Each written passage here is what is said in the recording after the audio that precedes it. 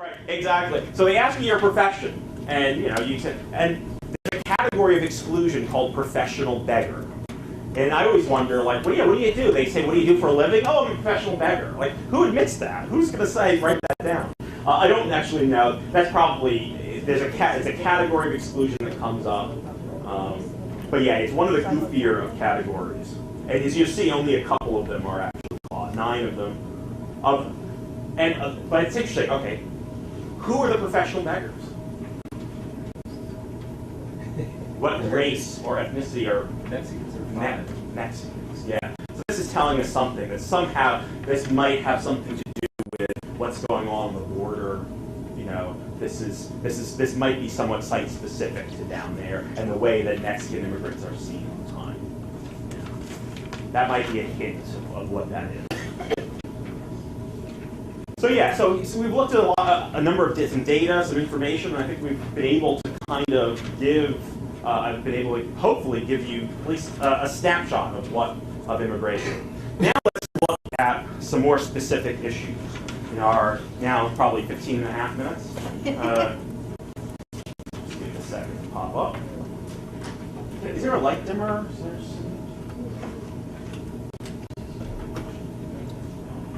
Not all of them, maybe just that stuff. All right, I just thought I would start off with, and I'm going to just go over some random themes here. This is a cartoon. This is from.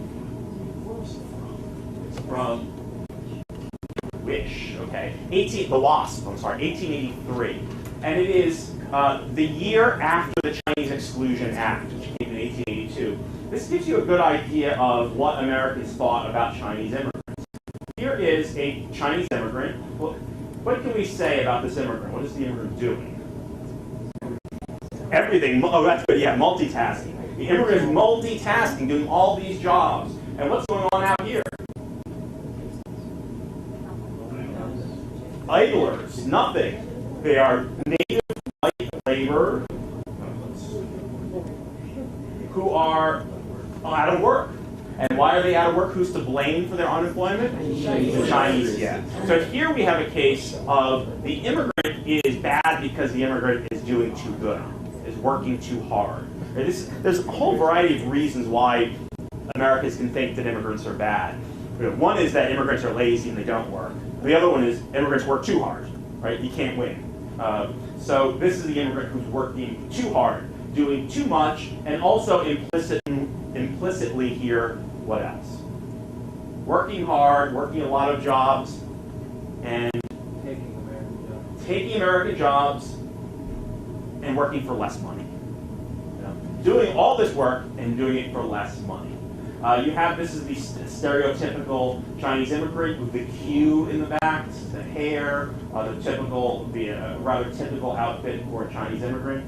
Sometimes it's today, if you travel around the world today and look at people, it's amazing how much similar people are dressed around the world, and there are some exceptions, but the uniform of t-shirts, jeans, sneakers, you can go around the world. Now, there are still people who have traditional dresses, but more and more people, if you were to go to China, most Chinese are going to, wear clothes that are very familiar to us. The Chinese immigrants at the time are very distinct in their clothes and their hairstyle, and they look very much different. I mean, I'm not talking racially, I'm talking in terms of their attire, as opposed to Chinese immigrants today who are dressed like pretty much everybody else. Is this a native publication? I don't think it is actually. And this is the Wasp. That wasn't really the use of the term at the time. That comes in the 20th century. That's another thing to realize. We talk about nativism. This is pretty widely held views.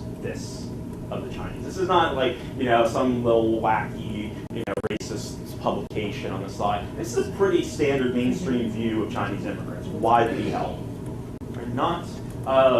So it's not going to be all that scandalous. To show you how widespread these views are, look at this one.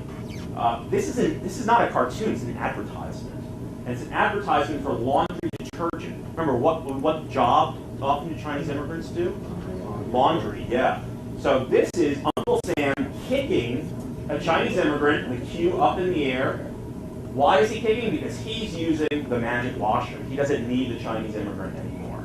So this is a made in the USA commercial. Yeah, exactly. Exactly. Use our product, use this product, and kick out those Chinese immigrants. So they're using, when you think about it, they're using, and this is not uncommon at this time, to use racial stereotypes to sell products. What's the bill it's holding up there? I think it's the Chinese Exclusion Act. Yeah, I believe it's the Chinese Exclusion Act. Yeah, I believe it's the Chinese Exclusion Act that occurs this time. So Chinese exclusion, 1882 is the first one. It has to be renewed a number of years. It's at first only aimed at the Chinese. Right? It will be later extended to other Asian immigrants. And it'll set a pattern for Asian immigrants, for Chinese immigrants, near exclusion. For all other immigrants, there will be another pattern, which we'll talk about after our break. Wasn't there a product that came full circle in the 60s? I remember a commercial about some kind of... Ancient Chinese secret, Calgon. Yes, exactly. I remember it wasn't. Yeah, I remember growing up watching this. This was the stereotype of the Chinese laundry person. Ancient Chinese secret. So Calgon, which it's the exact opposite of this. It's Calgon, an American-made detergent, using basically the seal of approval of the Chinese laundroman, saying, you know, this is it's an ancient Chinese secret. Yes, no, Calgon. I think you can actually find it on YouTube. I think it's on YouTube somewhere if you search for it. So now, it does not exclude all Chinese immigrants. The law excludes Chinese laborers. Going back to that professional, skilled, unskilled, teachers, doctors, clergy, students are still allowed to come into the country. Businessmen, merchants are still allowed. You'll often find immigrants coming in, Chinese immigrants after exclusion going, oh yes, my business partner is already here. Right? You would claim, if you were a Chinese immigrant already here, you would claim, oh yes, so-and-so who's coming in is my business partner. That's a way. There were ways to get around Chinese exclusion. Prior to Chinese exclusion, about 250,000 Chinese in America, mostly on the West Coast. Let's see. I'm going to skip through a couple of these things. I want to talk about immigrants, where they lived when they come to America. This is what? Dumbbell tenements, yes. Well, originally, just a tenement in general. What is a tenement? Multi-family. The actual, we connect the word tenement with immigrant today, but a tenement is really any multi-family building, 3 or more people, an apartment building. But it's come to be viewed, the classic tenement is sort of a classic working class and immigrant building. This is a classic, this is a dumbbell tenement, but before the dumbbell is actually not that great, but it's a reform. The classic tenement has 4 apartments, right? Now, let's forget that there is the dumbbell here. It has 4 apartments, 3 rooms per apartment, that includes the kitchen, and 1 window. So a front window, or for these, a back window. Now, how many people are going to live in here? Could be 7, could be 8 people. Depends how many children they have. They could take in boarders to help pay for the rent. So you're talking about a lot of people crammed into a very small apartment with very little light or ventilation. The whole purpose of the dumbbell tenement is to create more ventilation into the building. So the dumbbell, this is looking from the sky, looking down, 2 buildings, 2 tenements put together. If there's a little carve out in the middle, creates an air shaft, and that would create windows for the inner tenements. That was a huge, this is an actual dumbbell tenement. It's not very wide, as you can see. We're not talking very wide. This was a great reform in New York especially. In reality, it was not very much of a reform. It didn't bring much light in. It was often used as sort of a garbage chute. This would become very smelly. Not a great reform. But tenements, and you can go there. Has anyone ever been to the Tenement Museum in New York City? If you're ever in New York City as a tourist, visiting, whatever, try to go to the Tenement Museum. It's on Orchard Street. it is it's one of these tenement buildings restored to how it looked like in the late 1800s, early 1900s, and they've restored individual apartments based on the families that actually lived there. So they're, and over time as well. You have 5 minutes. Also, is it not available online like this? Yes. You can go through it. Mine have done that. Yes, you can go online. They do a very good job. I used to get, in the 90s, I gave tours of the Tenement Museum. But these days, you can, I believe, haven't been on the website in a long time, but you can just Google Tenement Museum NYC, go to the website, and you can visit them and have your students do some things on there as well. They're a very, very good job. Now there's a tendency to say that tenements were horrible places to live. They're terrible places to live. Well, quite frankly, myself and probably none of you would want to live there today. Having said that, for the people who live there, when you do go through the tenement, one of the interesting things is they interview a girl, she's not a woman, elderly woman, who grew up there. And she has great memories of the tenement. It's really something that kind of goes against what we normally think. She has nothing but positive things to say about it. It was great, it was wonderful, it was a great place to grow up. In fact, the Tenement Museum was built in the 1860s by a German immigrant who then moved into the tenement building. After he built it, he moved into it. So while I would not suggest that, and today the tenements are of New York, and again, I know New York so well, I'll talk about New York. Today the tenements, these same tenements are now occupied by either usually Chinese immigrants, or sometimes Hispanic immigrants, or young professionals who are looking for cheap rents and looking to live in Manhattan. So they are being kind of multi-purpose reused, and in some ways resemble the past, with immigrants crowding into very small apartments, and in other ways, young people kind of moving in looking for cheaper rents. So this idea of kind of how bad the tenements are, you see here, these are a number of laws that New York passed. 1867, fire escapes and windows in every room. 79 was the dumbbell tenement. And then 1901 was an improvement upon that, which mandated, that's another thing. If we go back, sorry, 1 floor, 4 apartments, 1 bathroom, a shared bathroom. All right. Now that's an improvement. In the past, it used to be outside, in the backyard.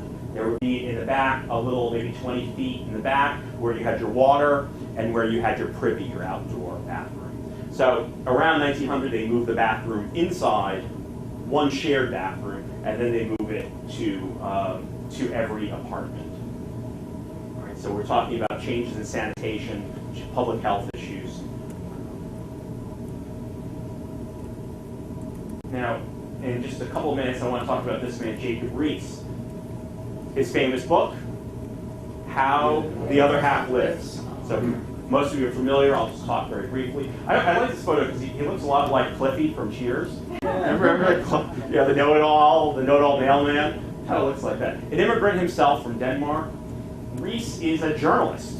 He's friends with Theodore Roosevelt. He has the police beat in New York.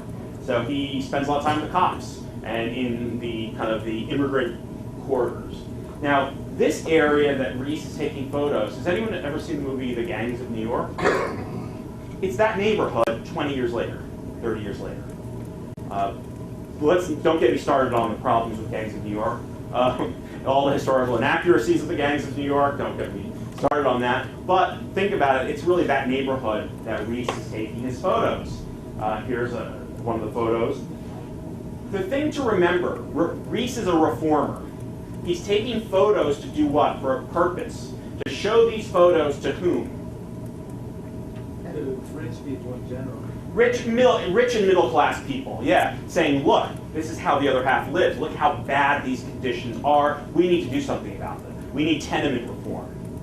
He's very interested in children.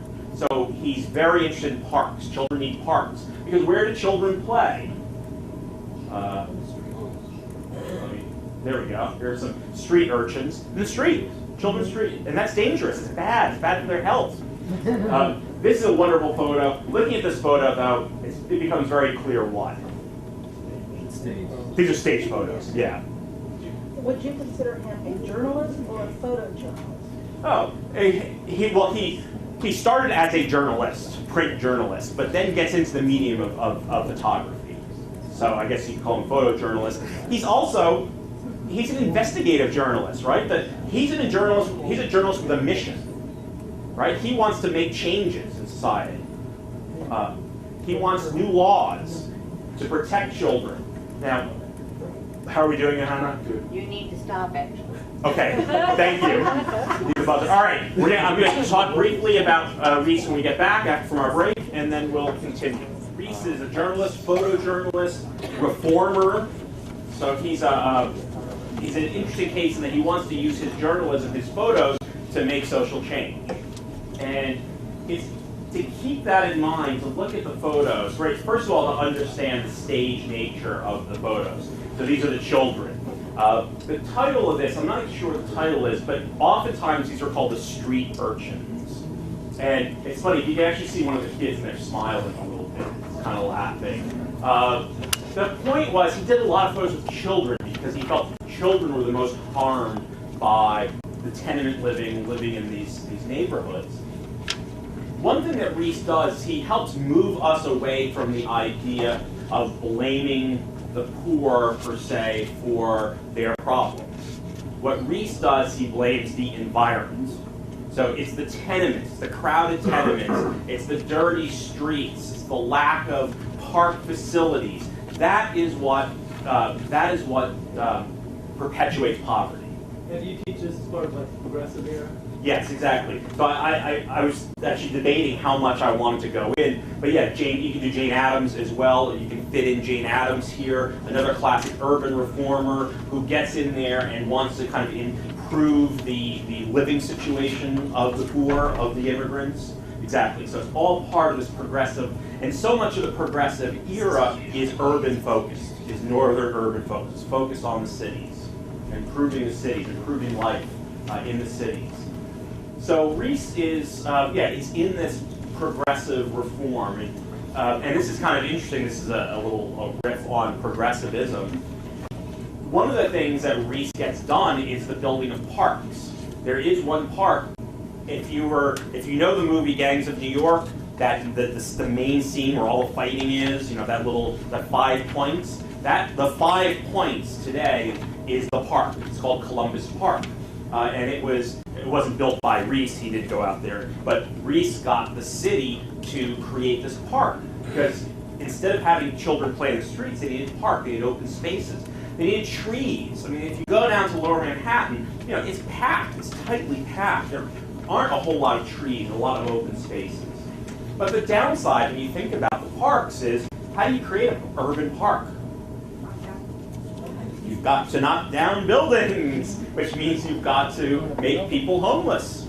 What do we call this? I don't know if Cincinnati has a tradition of this. Gentrification or relocation? No, earlier. Like, let's say, think about 1940s, 50s, 60s. Urban renewal. Yes. You could say that Jacob Reese is kind of the godfather of urban renewal, which is the idea that you tear down existing communities, tenements, buildings, to make way for things like parks and so forth. We've got a great system of parks here in Cincinnati County. If you're going to be in town, just Are any of Olmsted? Did Olmsted do a lot of work here? Yeah, yes, in Olmsted. Unfortunately, I'm leaving this afternoon, but yeah, I've read a little bit. I mean, Olmsted, New York, and Boston, big.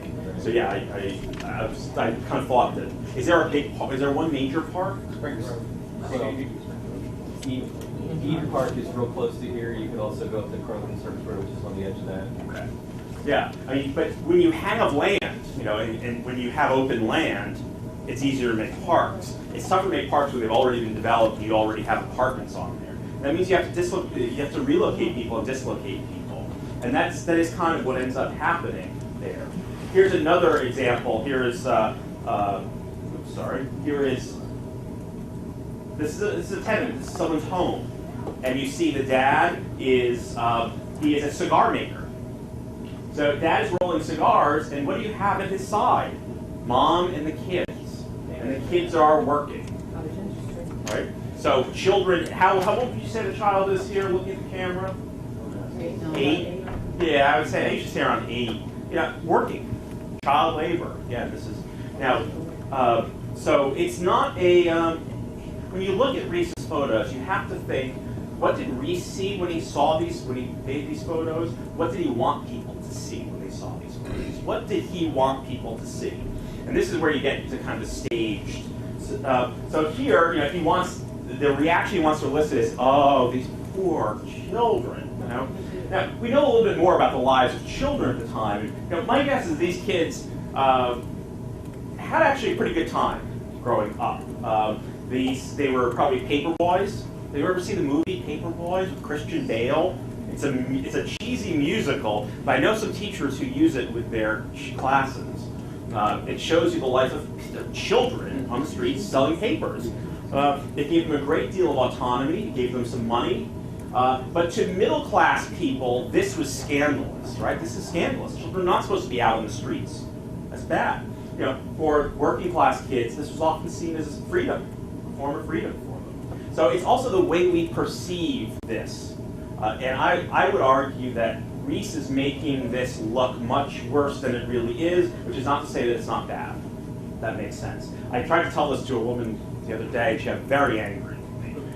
That she seemed to say that this was, would you want to live there? No, I don't want to live there. We don't want to live there. This is not what I'm saying. But we have to understand how the people who lived there, what they felt and what they did. And many of them, and most people, create, they make do with what they have, right? They work within the constraints that they have. And they often, are able to craft lives out of what we often think of as not very good circumstances. To many middle-class people, they couldn't see this, right? It was difficult for them to see this, and sometimes it's difficult for us because we have the amenities of middle-class living. Like, I don't want to go back to a time there's no air conditioning. Okay? I just don't. But to see how this functions, you could see this as as child labor, as the perniciousness of child labor, or you could frame it another way. Family together, working together. And doing what? By working together, they're able to make money. Make money, right? That's, child labor. And no, I'm not a defender of child labor. I just want to do it with child labor laws. When you think about child labor, and this sometimes happens today with immigrants today, who often are not quite, don't quite know our child labor laws, some of these families needed their kids to work, right? They needed the child to make money. What? I said some of us need it now. Yeah, it would be nice. I think more kids should work. Yeah, and he said no, and that's exactly right. I That don't have a problem with it. this is a clash of it's not a way to look at morality. It's a clash of values, right? For one set who say that children should not work, right? We need to protect children. We need childhood to be protected, and certainly, we need, we don't want to send kids in mines. But in the other sense, we could say that it's good for the family because it helps the family make money, and it also inculcates in children certain values when they do work. Yeah. Yes. They grow up and values don't that really they think about develop in the rural communities, and then when they transformed into the urban, Sure. that was what they knew. They knew the whole family getting up and going to work. And so Children always work on it farms. wasn't leave, Exactly. Children always work on farms. And yeah, you're right. Much of the child labor laws are a reaction to industrialism. It's the child, the 8-year-old child in mine. What? The The Amish still do it. I think the Amish get exemptions from a lot of these laws. They're able to. So Reese, we have to remember these photos are somewhat manipulated. They're designed to get a kind of reaction, and they represent a mindset of a middle-class reformer who, when they see this, see not abuse is too strong of a word, but they think that children should not be put to work like that. This is a man. This is his living arrangement. This is his bed. This is probably a basement of a tenement. He's got 2 barrels, a wood slab, and some dirty mattress there. This is where he's living. Let me scoot over here so you can see. I'm guessing you wouldn't want to be on the floor. No. Rodents, rats. Yeah, you don't want to get up from the floor. This is another famous photo. Sometimes you try to count the number of people in this photo. It's 1, 2, I think 3, 4, 5, 6, at least 7. There might be another 8 in there. Living in a crowded tenement. Now, there's a couple of ways to look at it. One, this is horrible overcrowding. It's not sanitary. These men are living under conditions that we wouldn't want to live in. On the other hand, think about who these men are. Men, male immigrants coming over. Why is this attractive to them? And attractive, I'm using an relative term.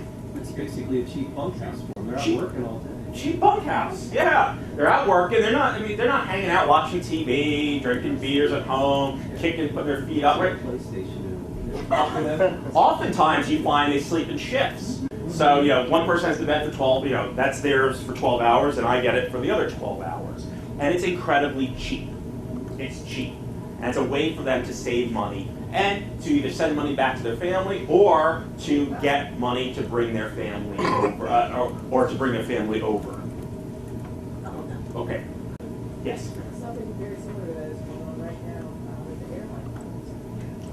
Oh, tell me. I'm not familiar. Well, there was just an expose done on positions of the airline pilots that for the commuter jets. Oh, because that plane crash that happened. Well, it was 2 years ago. And so Upstate now New York or they've something? done a lot of research and found out that a lot of the pilots are staying within the bunkhouse. They stay like 20 years or so in these little apartments. And they, I guess, they take their own sheets and their own pillowcases. Wow. But they have several beds within one little unit. When they go in, they sleep, they get up, and somebody else comes in. It's very similar. Yeah. Yeah, no, these guys. get. The ones that are flying us around. Well, that's the public safety That's what I'm saying. issue. There's definitely these guys might not be a huge public safety issue, but you see. So again, there's different ways to look. This is a family in a tenement. We've got mom, dad, 1, 2, 3, 4, 5 children. So 7 people in a 3-room tenement.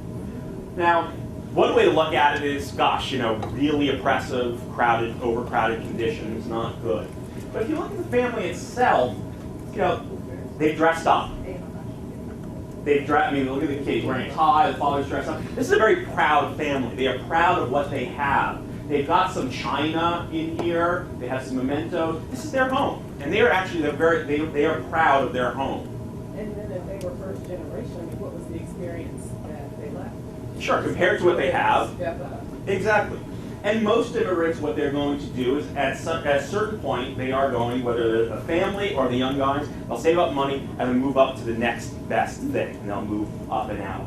But I think, again, how we react to this photo tells a lot about, who we are, what's our status in society. But Reese wanted people to say, wanted to say how bad this was, how that this is a bad environment to raise children in. Whereas in many ways, I think when we look at it, we can see, let's see, zero, there's a plug right over there. Oh, great, thanks very much. Good.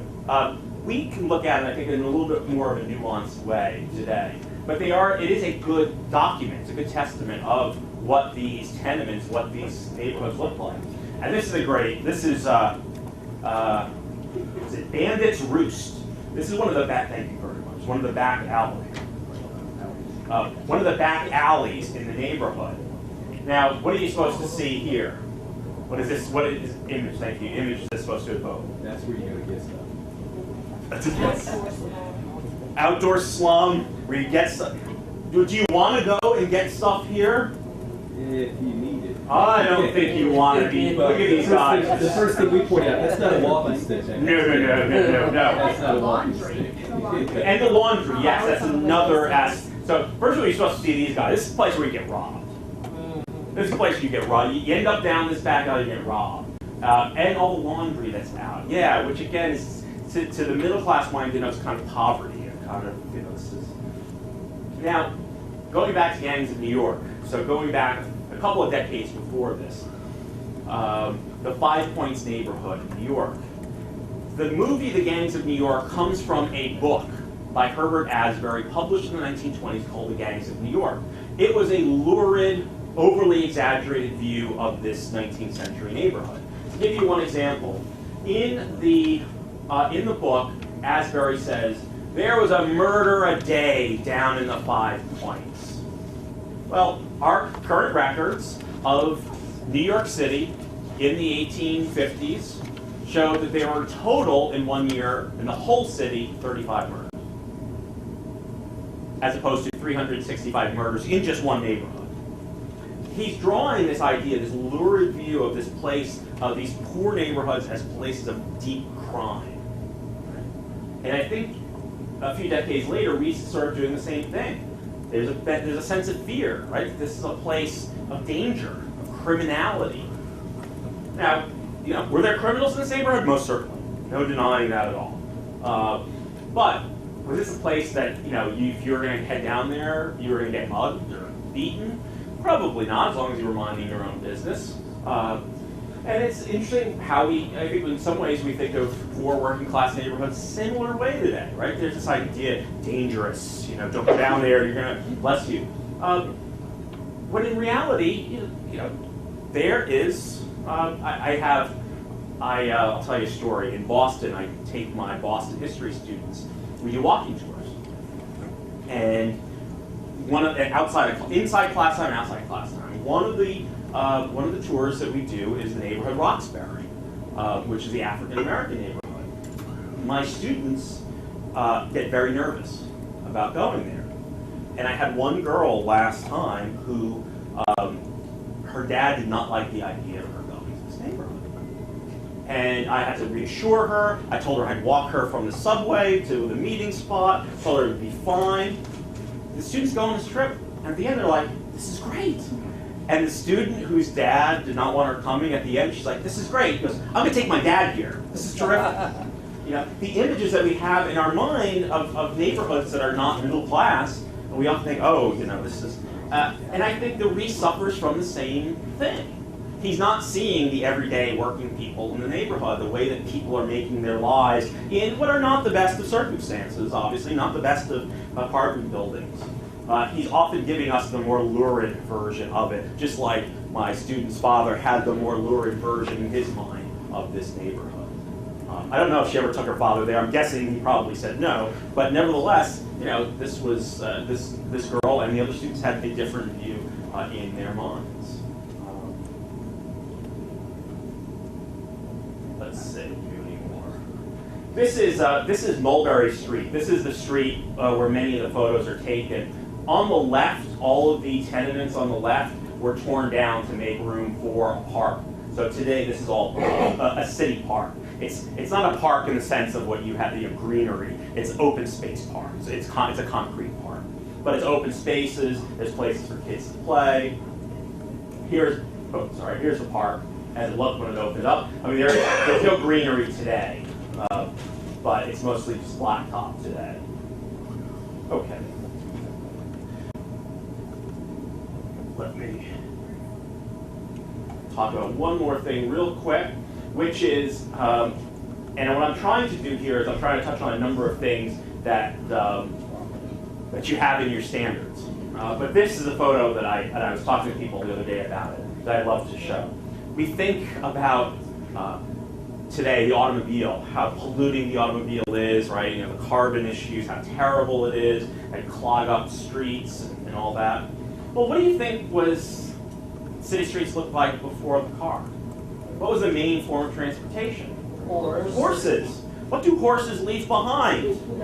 Manure, urine. The numbers are astounding. In New York, on a single day in the mid-1800s, 1 million gallons of urine and 40,000 tons of manure. It is a lot. I mean, we're not talking about just a little horse and carriage in Central Park. We are talking about a lot of horses all around the city. And then you have the dead horses that are often just left in the middle of the road. And this is a photo, I've blown it up a bit, of children playing in the street next to the dead horse. Okay? So anytime people say, oh, things were always better in the old days. The old days were always better. But yeah, think about what it was like just even to walk around in the city with all these horses. Last night I was downtown and they had the little horse-drawn carriages, and I walked by and there's like 2 horses there, and boy, did it stink. And imagine there's like 1,000 horses on the street. Think about how. So I'd like to show students that. One other thing that I want to just mention briefly, these are all skyscrapers, is politics. Right? The form of politics in many big cities at the time was machine politics.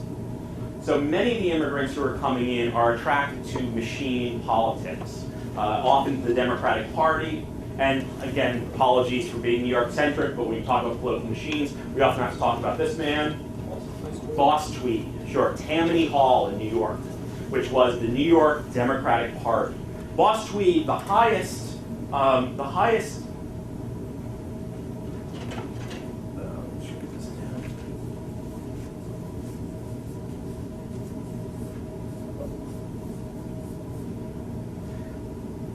He was not the highest office he held was state senate. His power came from choosing who got to be mayor. So you didn't get to be mayor until he ran the machine. He chose who was going to be mayor, who was going to be assemblyman, who was going to be state senator. And then once they were in there, they were beholden to Boss Tweed and to the machine. And when you think about a machine, I often do this with my students. You know, there's a boss at the top. It's an organization. You have ward bosses, so the city's broken up into wards. You have neighborhood leaders. You have block leaders, and then you have the people. It's a hierarchical organization, right? What other hierarchical organizations do we have? Well, more specifically, what? The Catholic Church. Yeah, sometimes the church. You know, for some, not everyone it's the church, but the Catholic Church. Exactly. Pope at the top, the cardinals, the bishops, the archbishops, monsignors, the priests, and the people. And many of the immigrants coming the newer immigrants are increasingly Catholic as well as Jewish, right? So to Catholic immigrants, this kind of hierarchy it's very normal to be part of a hierarchical organization. To many Protestants and Protestant reformers, both the Catholic Church and the machine are terrible. They go hand in hand. There's an awful lot of anti-Catholic feeling in America, which really dates back to the Protestant Reformation, before there was even America, tensions between Protestants and Catholics. And the political machine to Protestant reformers looks a lot like the Catholic Church, just as bad. Right? A hierarchical, anti-democratic organization. There's another organization which comes sort of later, which is also hierarchical, immigrants, the mafia. Boss at the top, you have a hierarchical organization. And it's when you think about the political machine worked a lot like the mafia, in the sense that the people owed their loyalty to the boss. Right? In turn, the boss protected the people. This is what other form of society does it kind of look like? Not American. Sort of, but within a monarchical system, often a feudal system, right? The lord and the serf. So the serfs owed the lord their loyalty. He would often serve in their military, in the lord's military. And what did the lord owe the serfs? Protection. Yeah, protection, safety. He would be the protector. So the boss was a lot like that. The boss would protect the people. Do you need help? You know, what if there's a pothole on your street? The light was out. You go to the boss. What if little Johnny, your nice boy, got arrested? What would you do? You know, you're a widow. You're a widowed seamstress. What do? You don't have a lot of power. You can go to the political machine and say, hey, look, my kid's a really good kid. He just made a mistake. Can you do something about it? The boss will say, sure, we'll take care of it. Johnny's out. They now have a loyal member of the political machine. So when election day comes around, little Johnny is not only going to go out and vote often, maybe 5 or 6 times, but will often go and also get other people who will work on behalf of the machine. The machine would give jobs to people, government jobs often, would give out turkeys at Thanksgiving, would give out coal in the wintertime, sneakers to children. They would have things called chowders. It's not just a Boston thing, it's a New York thing, which would basically make free dinners, all day affair, picnics. That hasn't gone out of favor either. What? That hasn't gone out of favor. It still exists in smaller communities. I mean, even to the extent you have David Patterson and his father, who was a ward boss. Oh, in New York, you Yeah. mean? Well, yeah, I mean, the Pattersons came out of the Harlem Democratic machine, which was the remnants. There is, though, there's an interesting analogy today. The direct analogy to the Chowders is there's a congressman from South Carolina named Clymer. He's the third most powerful Democrat in the House. And he's a very powerful politician in South Carolina. And he holds, instead of chowders, he holds barbecues. Big barbecue for hundreds of people. You come and you get free food, right? And then but you're also beholden to, you're going to come out on election day and work for the Democratic ticket. So things like that. That's really what the machine is doing. It's trying to bind the politicians and the people. Now, that's the positive side. The political machine did help generally powerless people. It was a way for them at least to get some kind of a voice in government. Of course, the downside, which is what the reformers were talking about, was they were really, really, really corrupt. I mean, really corrupt.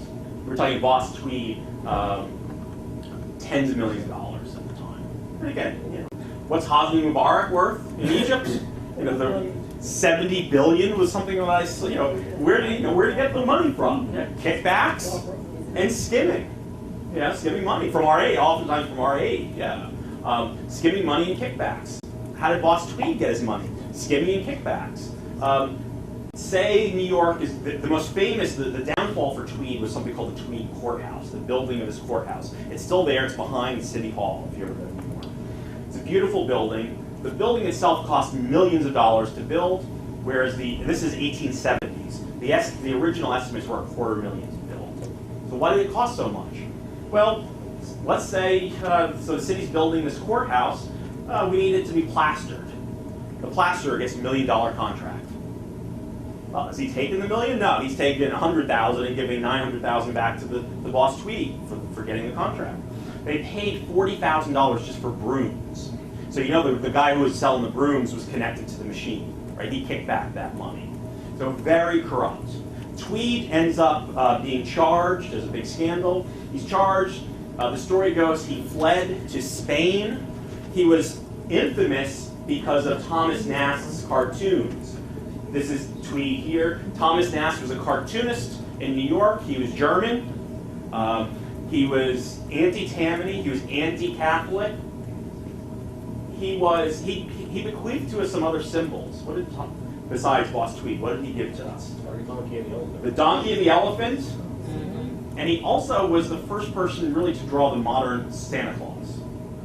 He didn't come up with the idea of Santa Claus, but the Santa Claus that we know today. So he does he's just merciless against Tweed.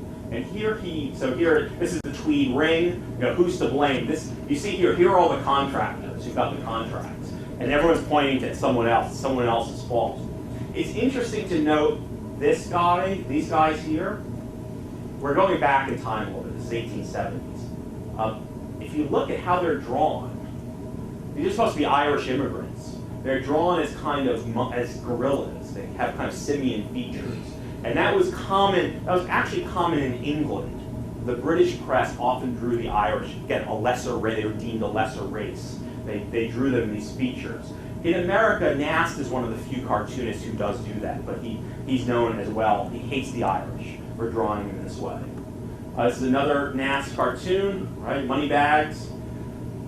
Tweed is so infamous that the story goes that there's a customs official in Spain who recognizes Tweed from the cartoons, which are known internationally, and Tweed is arrested, sent back to New York. He dies in jail in New York City a couple of years later. That's the end of Tweed, not the end of Tammany Hall. Tammany Hall continues until about the 1960s, really. Even though, as you said, David Patterson, David Dickens, there's some who came out of the Democratic machine. But really, as a full-blown machine, the 60s is when it dies out. That's any questions? Okay, so I wanted to touch on a few themes, which, yeah. Isn't that courthouse where the Department of Ed is located? Yes, irony of ironies. It was abandoned for so many years. They said, well, let's renovate it. And they renovated it and said, well, what are we going to do with it? And they said, oh, we'll move the Department of Education in there. So it's now, the Department of Education is in the Tweed Courthouse. Yeah. We're making no aspersions to the corruption in the New York City Department of Education or anything like that. It is a beautiful building, and they did a very nice job renovating it. Other questions?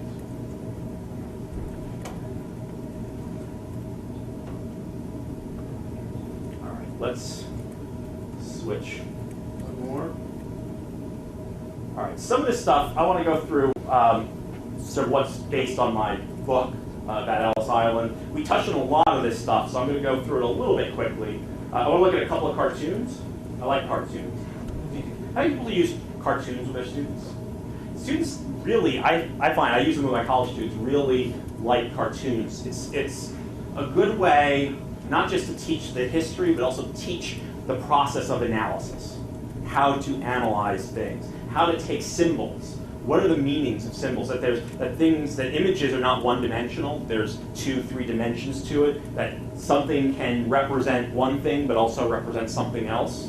It symbolizes something else. It's a very good kind of pedagogical tool.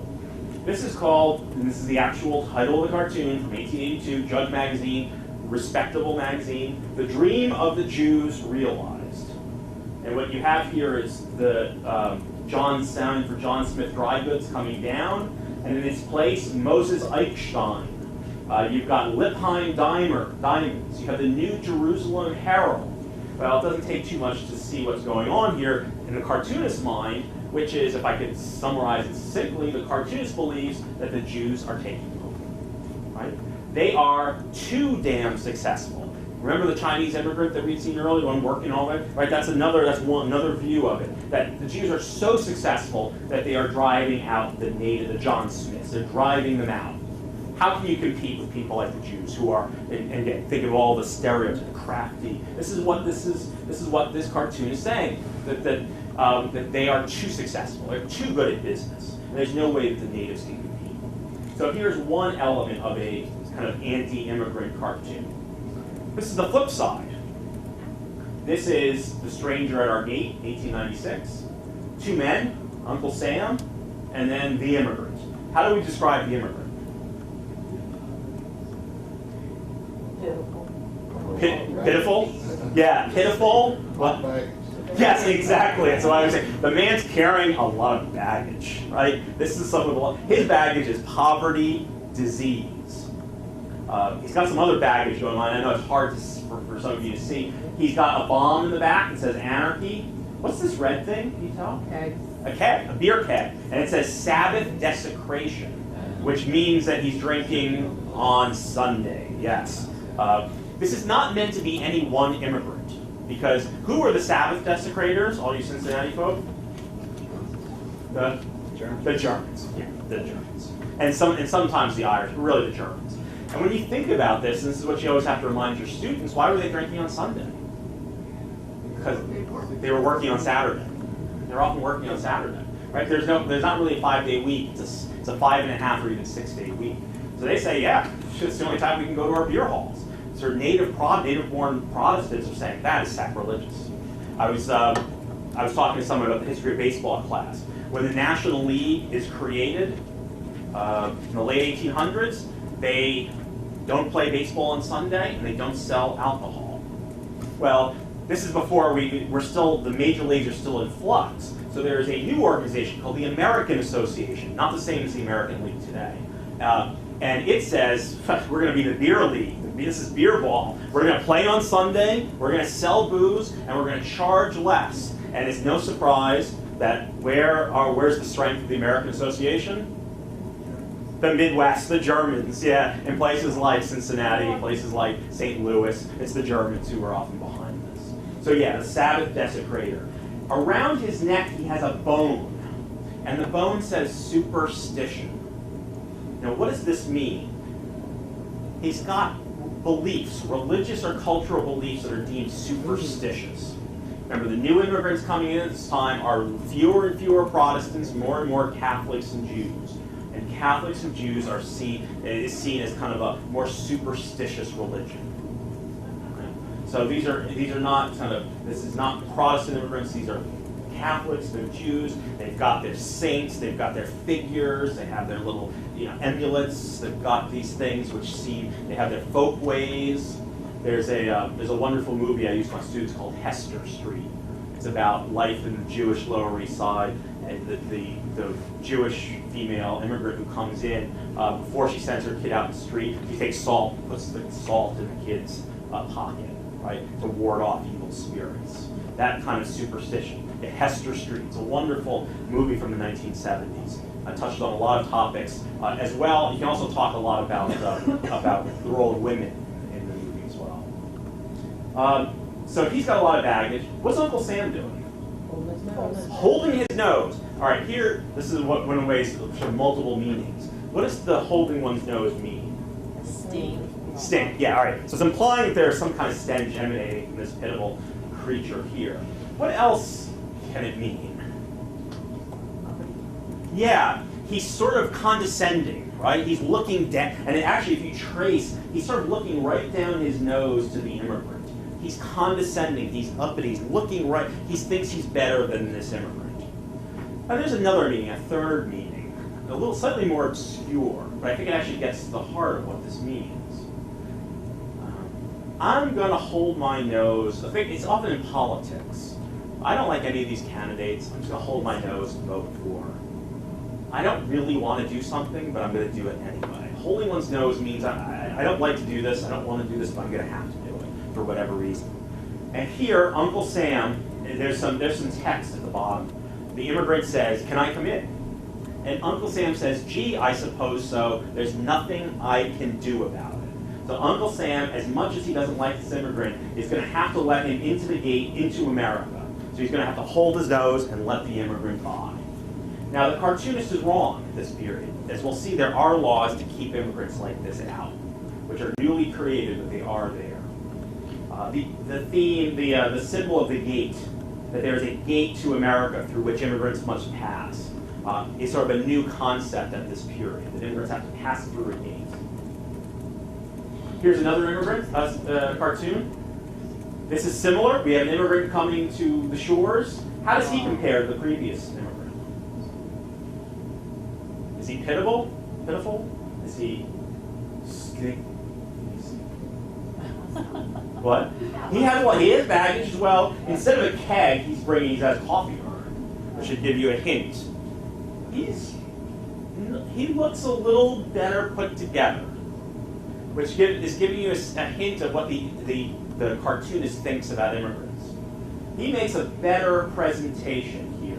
He's got baggage, but he looks all right. He looks healthy. He's standing erect. He's standing firm. And what are these five gentlemen, well-dressed gentlemen, doing here? We don't want you. Stay out. So you would think that possibly, like Uncle Sam, this is an anti-immigrant cartoon. But we have these figures up on top, these five figures. Who do they represent? Generation removed. The immigrant ancestors of these wealthy individuals, right? So really the cartoonist, and I often ask my students, so is it a pro-immigrant cartoon or an anti-immigrant cartoon? And at its heart, it is a pro-immigrant cartoon, right? It tells Americans, don't be hypocritical, right? Don't keep your ancestors who are immigrants. Don't forget your roots. Don't forget your roots, don't forget where you came from, who you are, and this man is no different than your ancestors. So it's really scolding those who would keep the immigrants out. This is a pro-immigration cartoon. And let's not forget that Americans at this time were conflicted over immigration. Right? There was anti-immigrant feeling, and there was pro-immigrant feeling, and there was a whole lot of feeling in the middle of people who kind of liked immigrants, but were also kind of worried about immigrants. And I think we can say the same thing of our own time. I think if you have to ask most Americans are probably somewhere in the middle. They'll say, yes, we should let immigrants in, the Statue of Liberty, the poem, and all that stuff. We want to but they're concerned. They're worried about assimilation. They're worried about language. They're worried about these kinds of things. And I think Americans 120 years ago were similar views. So we have here pro and con in these cartoons. This is another pro-immigrant cartoon. It's various nationalities and races making up Uncle Sam's face. Right? It's kind of America as a mosaic of peoples. All right, now we want to move to Ellis Island. Ellis Island opens in the early 1890s, and what it represents, first and foremost, is the federal government taking over immigration control. Who runs immigration today? Well, it used to be, we used to call it INS. And then they changed it. It's now ICE, right? Immigrations and Customs Enforcement, which is part of what department? Homeland Security. It's interesting. You can trace the way Americans have viewed immigration by looking where immigration services are. It starts off in the Treasury Department, then it goes to the Commerce Department, then it goes to the Labor Department, It's a labor issue. Then it goes to the Justice Department. It's a law enforcement issue. And then after 9/11, it goes to Homeland Security. It's a Homeland Security issue. Prior to the 1880s, immigration was left up to the states. Each state had their own law about who may come in. And it was up to the states to enforce that law. Beginning in the 1880s, the federal government will begin to take control over the issue of immigration. And so before there was Ellis Island, there was Castle Garden. Between 1855 and 1890, immigrants coming to New York went through Castle Garden. Castle Garden exists today. It's in the Battery Park, Lower Manhattan. It's where, if you go to the Statue of Liberty, Ellis Island, where you buy your tickets. They took the second floor off, and it's now restored to its original War of 1812 era fort at the bottom. It was originally a fortification. Castle Garden was run by the state of New York and German and Irish immigrant aid societies. It was designed not just to keep immigrants out, but also to assist immigrants coming in, to help them find jobs. There's a workers' exchange, a labor exchange. It was to help them and to protect them from con artists who were going to take advantage of them. I'm going to skip ahead just a little bit. This is an interesting quote, because why do we get the change in the 1880s? This is a quote from Senator Justin Morrill. What's he famous for? Teachers? What?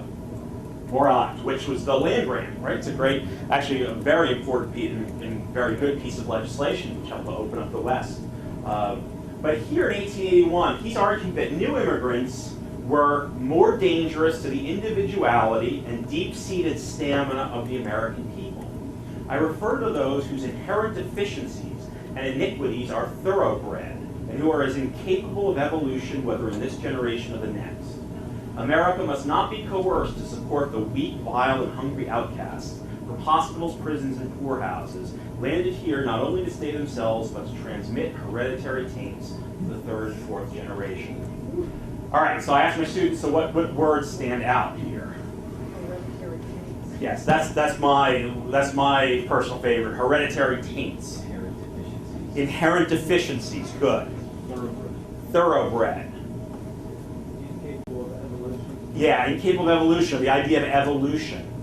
We're seeing in here what's going on in the world of science as scientific ideas about evolution and about genetics are filtering down into the public knowledge. Eugenics, social Darwinism, right? They get filtered down into. So in terms of people, inherent deficiencies. What does that term mean, inherent deficiencies? You're born with them. So if you think about that guy at the gate with the baggage, right? The senator would say his problems, he was born with those problems. Right? He's poor because he is inherently deficient. Not just that he came from a poor place with no opportunities, he is inherently deficient.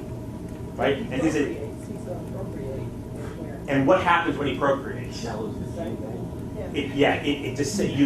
Those genes that make him inherently deficient will be passed on to his children, his grandchildren, his great-grandchildren. Exactly. Those hereditary taints. So poverty, disease, criminality are hereditary taints. That's a very primitive idea of a gene, of passing on genes. He's going to pass that on to his descendants and lower the gene pool. And then they're going to intermarry with other people, right? And they're going to lower the overall gene pool of the country. That's the fear that the senator has. He's taking these ideas of evolution, of genetics, right, and he's putting that onto the immigration problem. These problems the immigrants have are inherent. And you get, as we'll see in a second, eugenics and so forth, this idea of, well, what do we do? So, why this 1880s, 1890s? We see an increase, if we look at our table from the beginning, we begin to see an increase in the 1880s of the numbers of immigrants coming in. We're starting to get 500,000 a year in the 1880s. We also get a shift. We're always talking about new immigrants and old immigrants. The great thing is that today's new immigrants will be tomorrow's old immigrants. Today's old immigrants used to be the new immigrants. So the old immigrants in the 1880s were the Irish and the Germans. The Irish used to be seen as, again, inferior, deficient, the lowest of the low. Now they're beginning to look okay to native-born Americans compared to the new immigrants. And the new immigrants are coming from they're coming from Southern and Eastern Europe.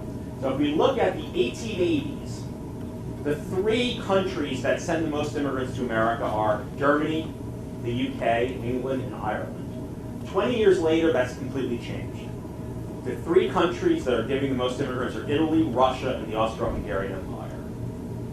Most of them are going to be Catholics and Jews. We look at through numbers, the 1880s, about a 4-to-1 ratio, Northern Europeans to Southern and Eastern Europeans. 1890s, about even, and then 1900s, 3-to-1 flips the other way. So the ease of assimilation with dress, food, language, those things. Yeah, completely different, completely new. These are, so if you get fears of assimilation and deeper fears like morality, these are even more inferior, right? They're lower on the racial hierarchy chart. A couple of things very quickly. One, we have to always keep in mind when we're talking at this time that the U.S. is not the only place taking immigrants. What other countries are accepting large numbers of immigrants? Late 1800s, early 1900s. Think of immigrant nations. See, we tend to be so American focused. Sometimes we forget. Canada, definitely Canada. Where else?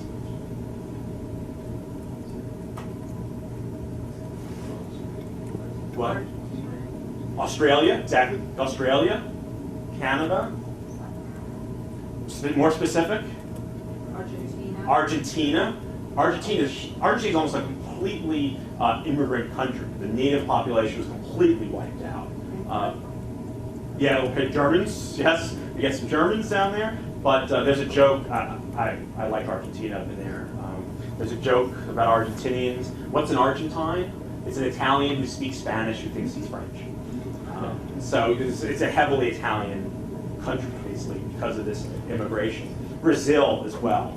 Gisele Bündchen is not a traditional Brazilian name, I hate to tell people. That is a German name, right? So Brazilians have an even bigger mix because of also native peoples as well, and Afro-Caribbean people as well.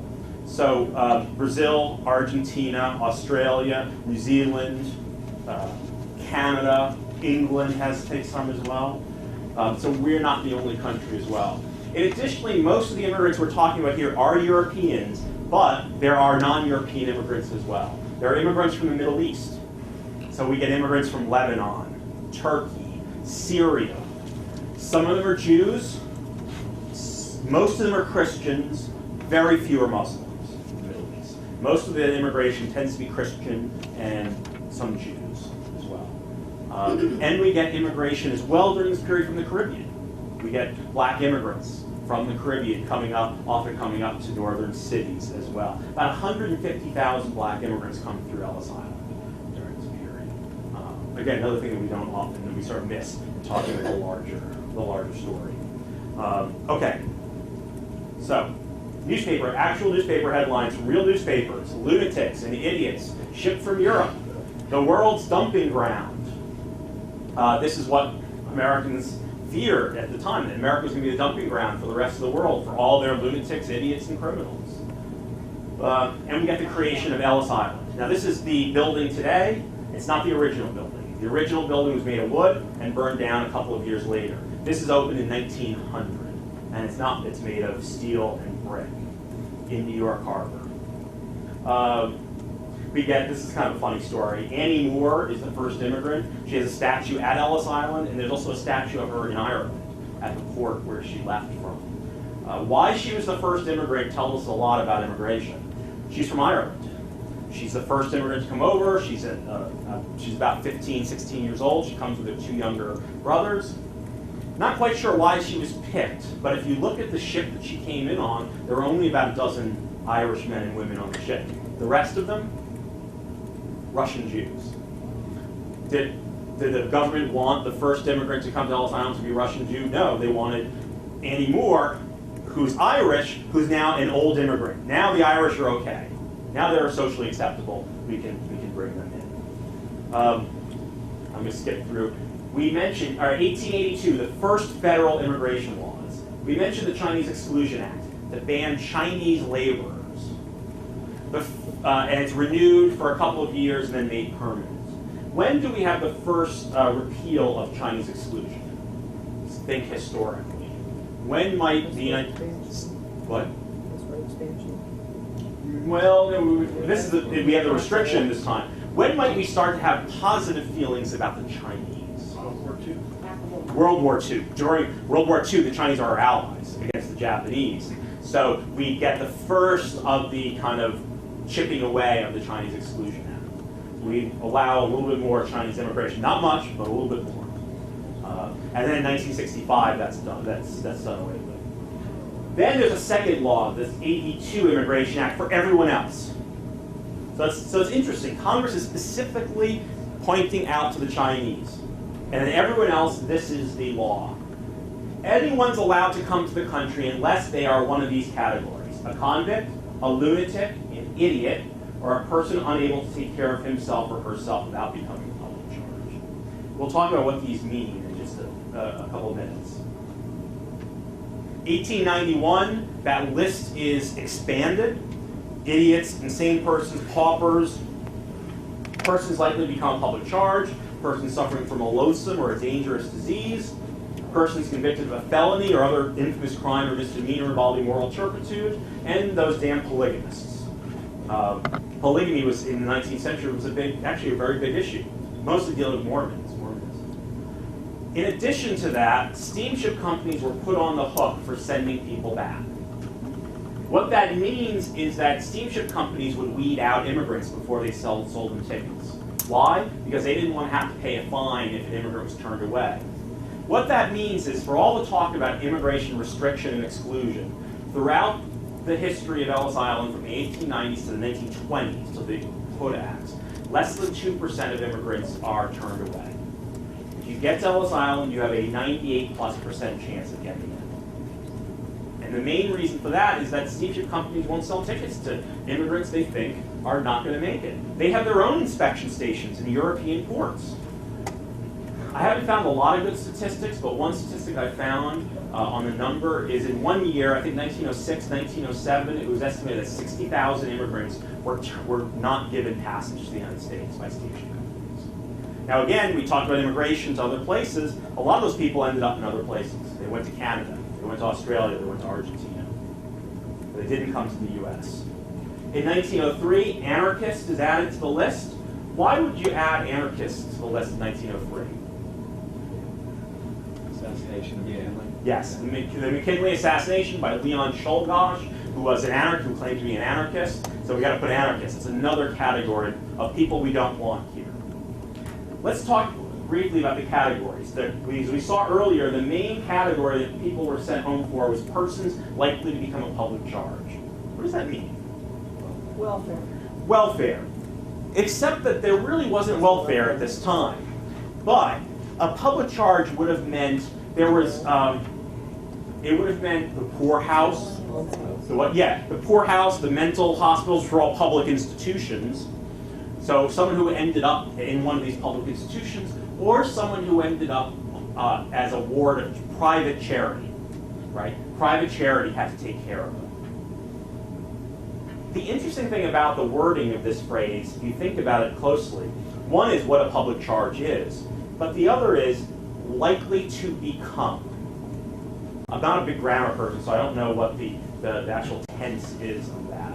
But what it's asking is, what? The potential. Potential to become. Not currently is. It's asking, the Congress is passing this law, putting these words in, and it's up to the officials at Ellis Island and all the other ports. There are many Ellis Islands at all ports and borders all around the country.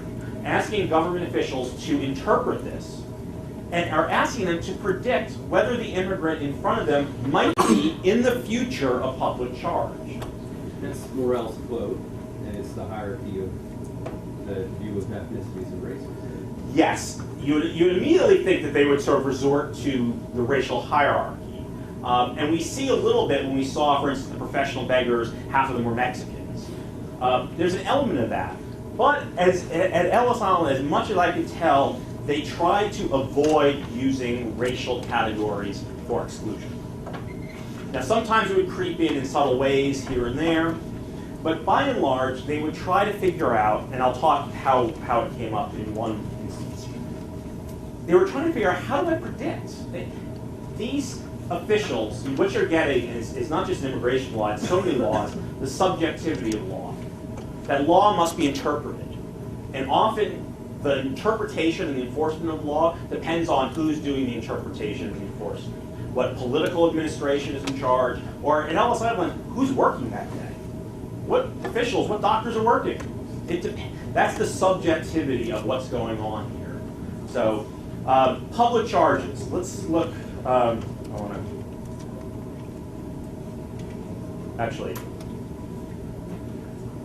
going to get to public charges in just a second. Let me just run through these laws again. This is the 1907 law. Notice how much bigger it is, how much longer. I mean, more categories there are. You see the professional beggars make it in 1907. Prostitution, moral issues become important.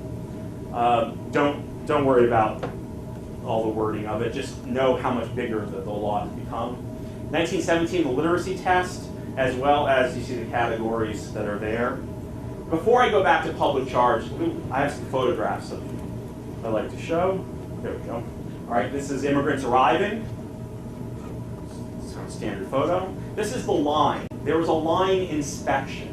So when you got there, you were given a cursory inspection on the line by doctors and inspectors.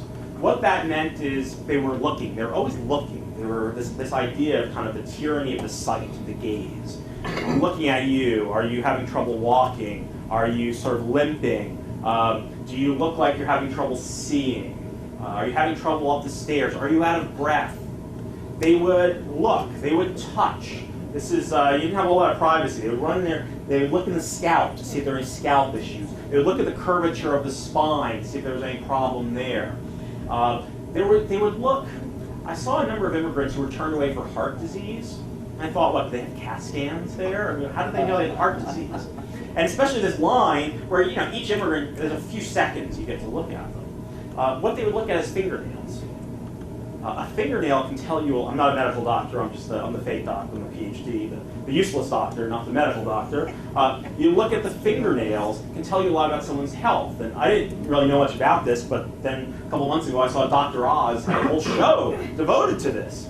And for instance, one of the things, a curved, like a fingernail is kind of curved like this, can show the potential for circulatory problems. So they were looking for bits and pieces of evidence.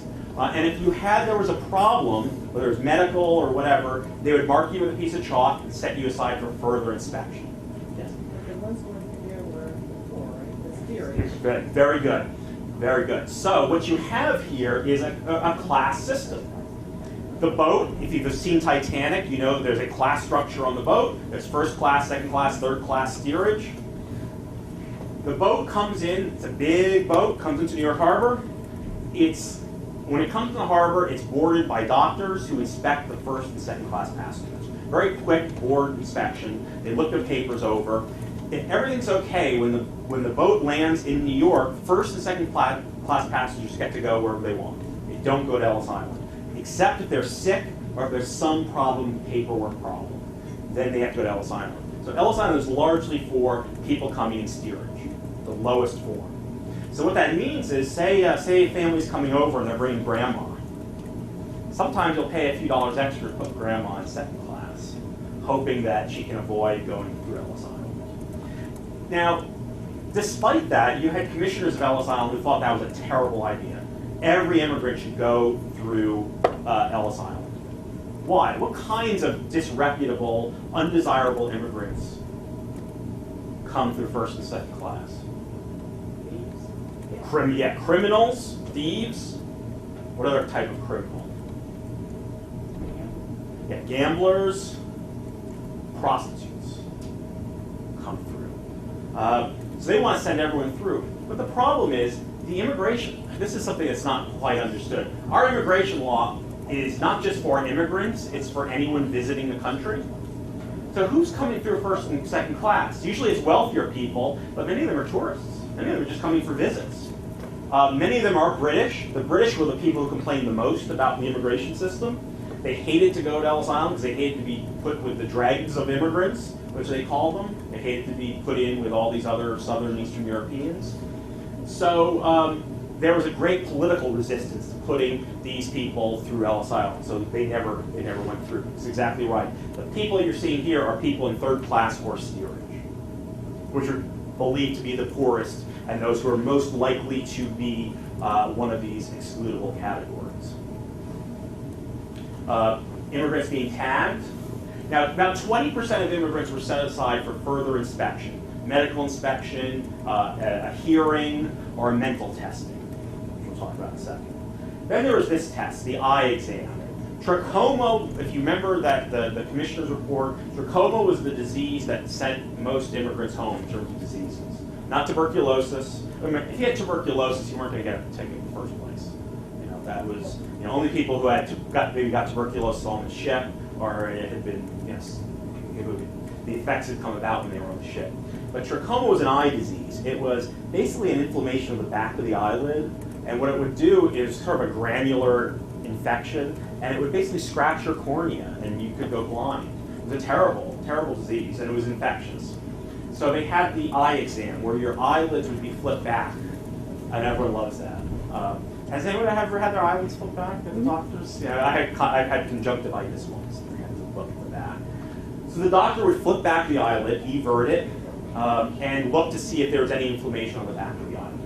I think they use the same stick over and over. Well, see this guy over here? See this guy over here? He's holding on the rag. He's holding a rag which is supposed to be soaked in a disinfectant. Theodore Roosevelt, when he visited, complained that they weren't cleaning the device. They weren't cleaning the button up. So we had different, sometimes they did, sometimes they didn't. Then there was now if you had trachoma, they just didn't put you on a ship and go home. Most of Ellis Island was hospitals. They would put you in a hospital and try to cure you.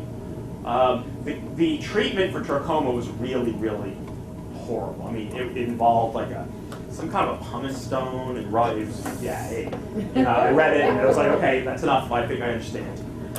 It was not. Again, you were talking about science. You were talking about medical science. It's still, compared to today, relative to today, somewhat primitive. So, this is the main hallway. Today it's empty.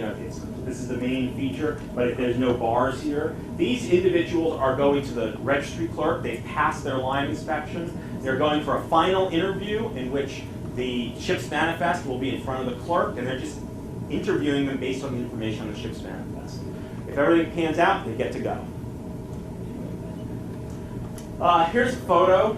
Famous American photographer. Another reformer as well, like Reese. His first set of photographs were done at Ellis Island.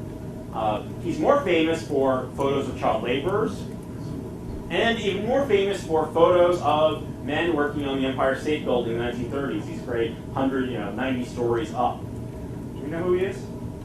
Photography buffs. Lewis Hine. Lewis Hine. This is his first series of photographs were done at Ellis Island. Wonderful, composed shots. And I want to guess what the title of this is? Mom and Child. On the right track. Madonna, yes, Italian Madonna. This is the immigrant, Italian immigrant as Mary, and the child as Jesus. It's a wonderfully composed photo, just like kind of a Renaissance painting of Mary and Jesus. So you see the religious connotations. What we get with these photographs and why Hine is important is, unlike the cartoons, a cartoon is about exaggeration. It's exaggerated features. These photographs now humanize the immigrant. You look at this photograph and you don't think this is some undesirable person who's going to pass hereditary taints down to the child. These look like human beings that you can relate to. And these photos, Hine's photos, are designed to bring out the humanity of the immigrant and show them to the average American. Here's more Hine photos. The immigrant resting on top of all of her worldly belongings on a bench. Immigrants getting off the ferry, a family. Again, the idea to humanize them, to show them as not these degenerate creatures. This is another photographer. This is Augustus Sherman, who was an amateur photographer. He worked at Ellis Island. He was an inspector. This is a woman from Ruthenia. Seeing this woman, maybe even today, what's the first word that comes to mind? Gypsy. Gypsy, yeah. If you were in 1910, you saw as you say gypsy. And gypsy, of course, has a lot of negative connotations then and even today as well. But if you look carefully, to me, the most striking thing about the photo are the eyes. The eyes really penetrate, pierce through, and pierce right at you. You can see this woman through her eyes, and see her and see past whatever negative stereotypes you might have about gypsies to again see her humanity. Now, Sherman was also interested in, let's say, the more colorful immigrants who came through. He took photographs of circus performers coming through, midgets, dwarfs, and tall men, microencephalatics, I think it was called, people with small heads. Yeah, and this is another photograph that Augustus Sherman took. This is Frank Woodhull. Frank's story is interesting. Let me explain this to you. We're going to talk about the subjectivity of laws. Frank is a Canadian who lived in the United States for about 20 years, never became a citizen, went to England on vacation, comes back. Because he's not a citizen, he's liable under immigration laws, and he has to go through Ellis Island. Doctors see that he looks a little sickly, a little pale, a little thin. Maybe he's got tuberculosis. Let's give him a medical exam. They put him aside, put him in the room, a medical room. The doctor says, okay, Frank, take off your clothes. And Frank says, I have something to admit to you. My name is not Frank Woodhull. My name is Mary Johnson, and I'm a woman. This is a woman named Mary Johnson. For the previous 15 years, Mary had lived her life as a man. Think about women at the turn of the last century, how restricted their lives were. They could be a wife and mother, possibly a teacher or a nurse, and that was really about it. Mary was not going to marry. I don't think she had any marriage prospects. So she puts on men's clothing, and she goes out in the world as a man and becomes a successful salesman. She's a successful career. Now the question for Ellis Island is, do you let her back in the country? And for this, they say, you got to spend the night because we have to think about this. All right, we need some time here. We got to send, we got to send a telegram to Washington and see what they think. They look in the law. There's nothing in the law that bans cross-dressers. They actually are very impressed with Mary. She's intelligent. She is healthy. She has money and a job. What? It's been done before. Yeah, they did it in the military. Exactly. War. Exactly. Hobos. Think about, I often say, think about if this had been a man coming in dressed as a woman. But a woman dressed as a man, there's kind of a history, as you say, in wars, in the Civil War, the Revolutionary War. There's some children's book written, I think, about who's the famous woman? There's a sort of history of women dressing as men to fight in wars. So they end up letting her in the country. They say, okay, if it had been a man dressed as a woman, I think they might have found some reason not to let her. Or if she had not been financially stable. Or Anglo-Saxon. Remember, she's also Anglo-Saxon from Canada. Yeah, so she's got a lot of things in her advantage and working for her here. So she's let into the country, and last we find of her, she's heading to New Orleans, and I couldn't find anywhere I could cover her. So that's the story of Mary Johnson. That's a great photo, too. All right, so types of exclusion, likely to become a public charge. How do you know someone's a public charge or going to be a public charge? How can I predict that? Well, they come up with a $25 rule. You have to have $25 in your possession. That doesn't work out too well. They end up, for complicated reasons, they end up getting rid of it. Then they start talking about poor physique. An immigrant who comes over who has a poor physique, who's a weakling, remember the 98-pound weakling, that person might be a public charge, because we want big, strong, brawny immigrants who are going to work in the factories and the mines. That's the kind of immigrant we want. Well, if we remember earlier, not all of our immigrants coming in were those kinds of laborers. We had tailors. We had people who did not need brawn and skill. And actually Jewish groups complained. They say a lot of our immigrants, male immigrants, are going to be tailors. They're going to be peddlers. And they say success is not just by brawn and might, it's also by brains. It's by what you have, the skill of your hands and dexterity. So that ends up going on the wayside. And you see here more kind of eugenics, more social Darwinism. This is a quote from a very, very respected sociologist in 1914, a progressive reformer named Edward Ross, who says, "On the physical side, the Hebrews are the polar opposites of our pioneer breed. Not only are they undersized and weak muscle, but they shun bodily activity and are exceedingly sensitive to pain." We think back to Senator Morell, it's not just that they're undersized and weak muscles, but so will their children and their grandchildren, right? They will pass those on because that's a genetic inherent feature. This is what people believed at the time. This is the arguments they made. Moral turpitude. Some of you might have morals clauses in your contract. That's moral turpitude. It's a very broad and amorphous regulation, which is why employers like it. There was a case a couple of years back of a school district letting go an assistant principal for moral turpitude because he was arrested for drunk driving. Basically, moral turpitude is a crime involving the infringement upon the moral sentiments of the community. You know, we as a community don't condone drunk driving, so therefore that's violating that. In terms of immigration, a lot of it has to do with sexuality. Dealing with cases of adultery, premarital sex, out-of-wedlock births. In my book, I have lots of cases of individuals, women often, who, one case I'll tell you quickly, a man comes from Poland, leaves his wife and children behind in Poland with his best friend. They're going to stay with the best friend. The husband comes, works in America for a couple of years, makes some money, sends it over to Poland, brings his family over.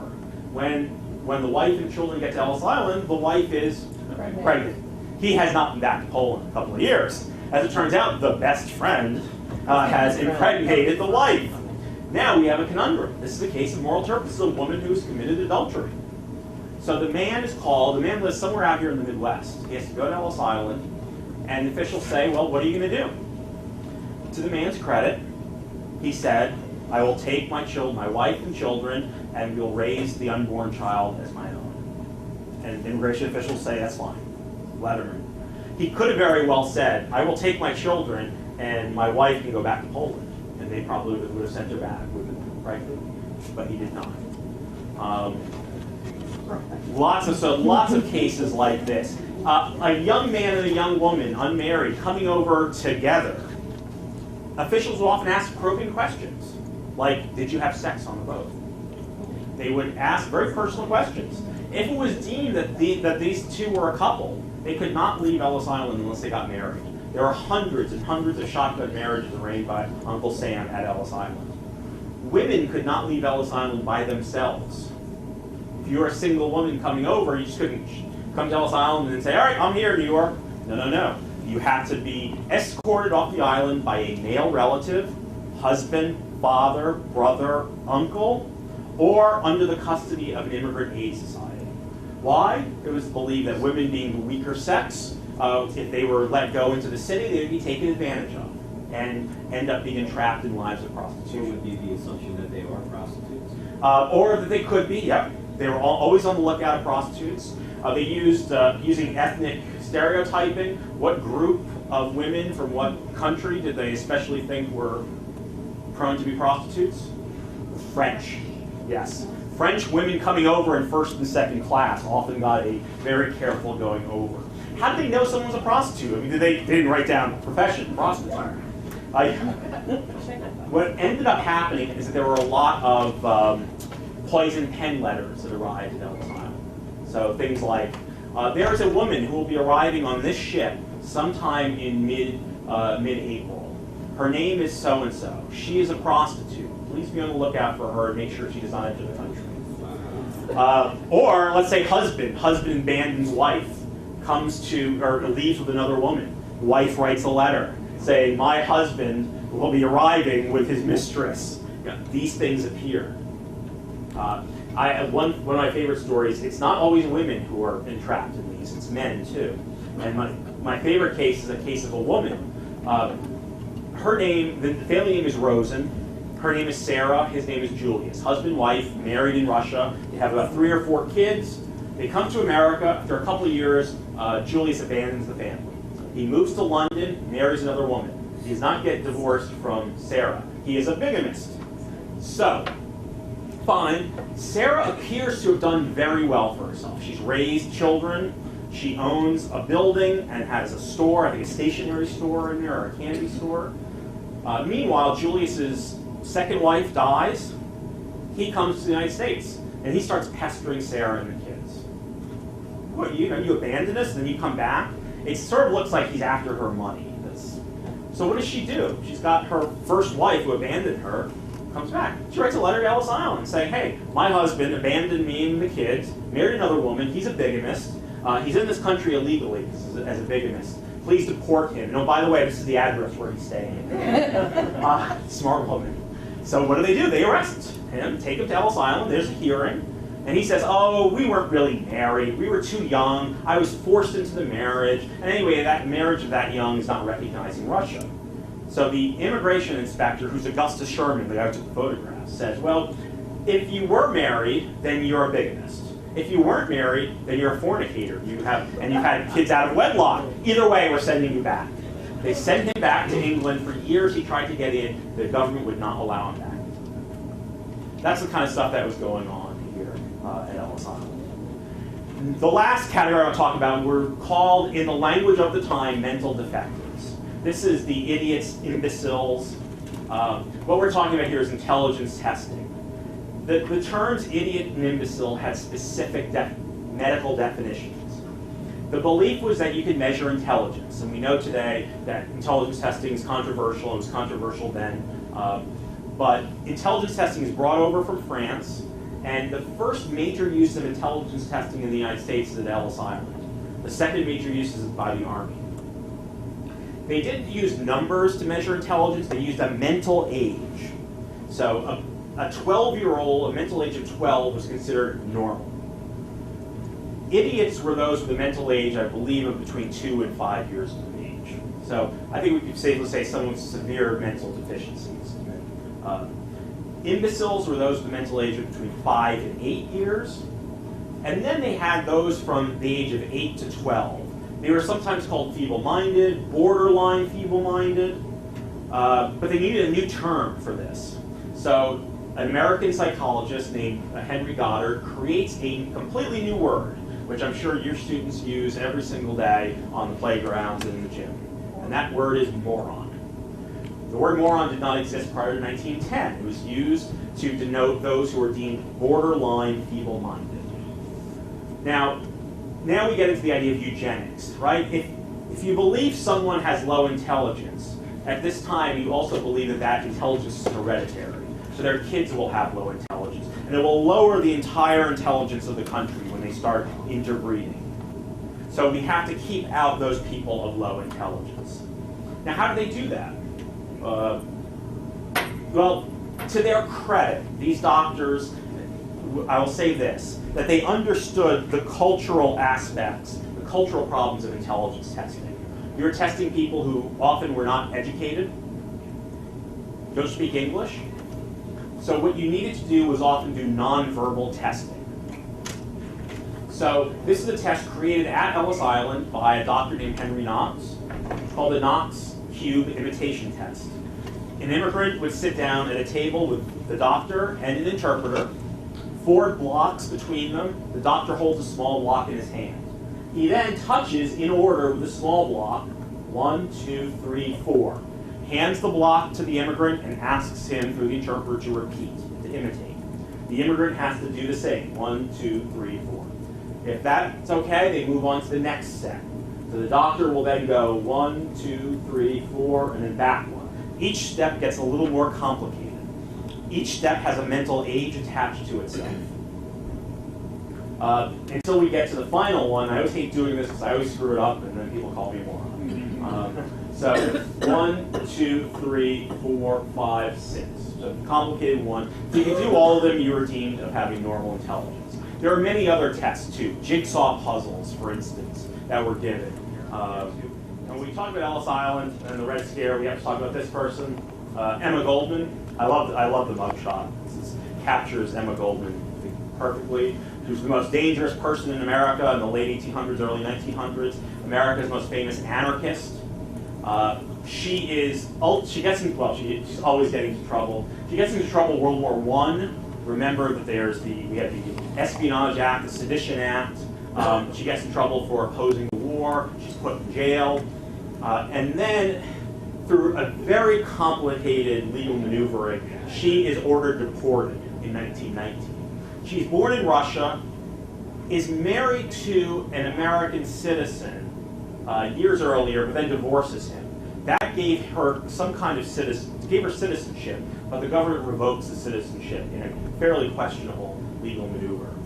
She, along with her lover Alexander Berkman, who had also spent time in jail for the attempted murder of Henry Clay Frick, who was Carnegie's associate in the steel business, they and 247 other people are deported back from Ellis Island in December of 1919. Most of the others are anarchists or members of sort of, not quite communist party, but sort of various radical parties. Many of them are Russian immigrants themselves. All of the deportees are immigrants. The deportation of this Red Scare, 1919 and 1920, are immigrants. Between November of 1919 and May 1920, 6,350 arrest warrants for suspected radical aliens, of which 3,000 arrests, 762 are order deported, and only 271, including the 249 on the Buford, are actually deported. If you add the following year after May of 1920, another 510 aliens are deported. So that's a total of 781 aliens who are radicals, aliens who are deported during this Red Scare. They are deported using the mechanism of immigration law. And in some ways, this gets our attention. We call this the Red Scare, but the truth of the matter is that immigration officials had been deporting immigrants for these kinds of things for years before this as well. But when you think about 1919, right, we had the Russian Revolution a couple of years earlier. We had the end of World War I.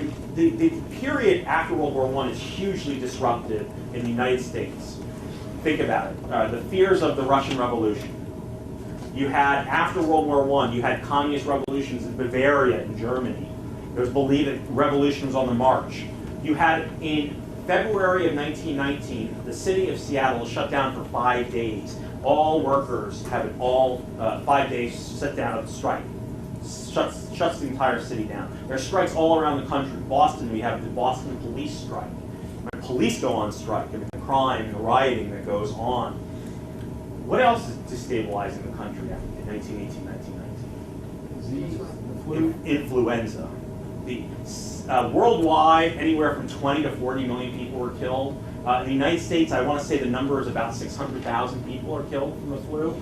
Hugely destabilizing. If you look at sort of victory parades after World War I, you'll notice a lot of people are wearing face masks. And what's this influenza called? Spanish. So it's a foreign thing. Right? Fear of foreigners are tied up into a lot of other things. So we get the Red Scare. In addition, we get a murder of 2 people in Braintree, Massachusetts, Sacco and Vanzetti. 2 Italian immigrants are arrested for this. After their arrest is the worst case of domestic terrorism in America before Oklahoma City. That was September of 1920. The bombing, May of 1920, the bombing at Wall Street. This is Wall Street. A bomb goes off the middle of a workday. Over 40 people are killed. A couple hundred people are injured. It's believed to this day that the people who set off the bomb were a group of Italian anarchists protesting the arrest of Sacco and Vanzetti. So we get the fear of radicalism. This radicalism is much more about anarchism than about communism, although the communist fear is in there as well. Sacco and Vanzetti, by 1927, this case becomes huge. They are eventually executed for their crimes, and to this day there's a great debate about whether they were guilty or not. They were certainly, especially Sacco, were certainly Italian anarchists, followers of a man named Luigi Galliani, who believed in violence and using violence. Whether the 2 men are guilty, most historians believe that they're probably not guilty. The evidence is not in favor of their prosecution. And then we have the end of Ellis Island, and this is where I'll end. 1921 law and 1924 law establishes quotas based on national origins. So every one of those races and peoples gets a quota, right? I should say, no, I'm sorry, not the race. Every nationality gets a quota. And the countries that get the bigger quotas are the northern European countries. The further south you go and elsewhere, immigrants get, those countries get 100. To give you a sense, Greece, for instance, has a quota of 300. It's revised in 1924 and made stricter after the 1924 law. About half of all quota immigrants go to English immigrants. In addition, the visa system is created, meaning instead of coming to America and then being inspected, you go to the American consulate abroad, they interview you and inspect you, and then if you're okay, they give you a visa, then you come to America. What that means is you don't really need an Ellis Island anymore. And Ellis Island becomes, for the next 30 years, pretty much a detention center solely. And I'll leave you with this New Yorker cartoon about the quotas. We have the Indian and the Pilgrims and the Mayflower, and the Indian says to the Pilgrim, you can't come in, the quota for 1620 is full. And with that, thank you very much. I hope you enjoyed it.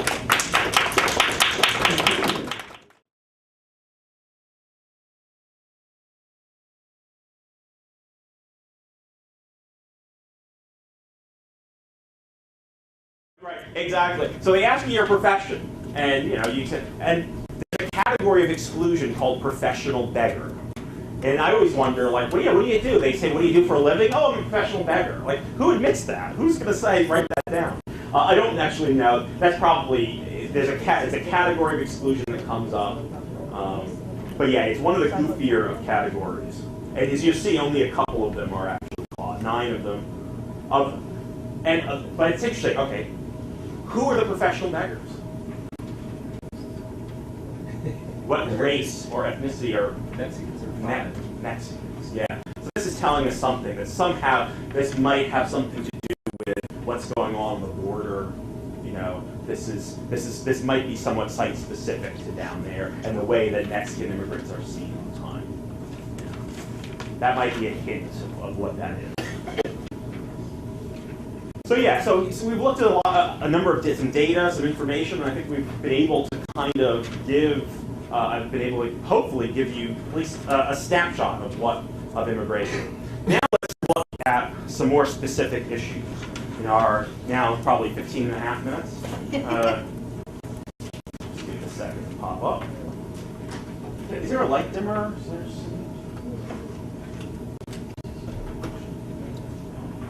Not all of them, maybe just that stuff. All right, I just thought I would start off with, and I'm going to just go over some random themes here. This is a cartoon. This is from.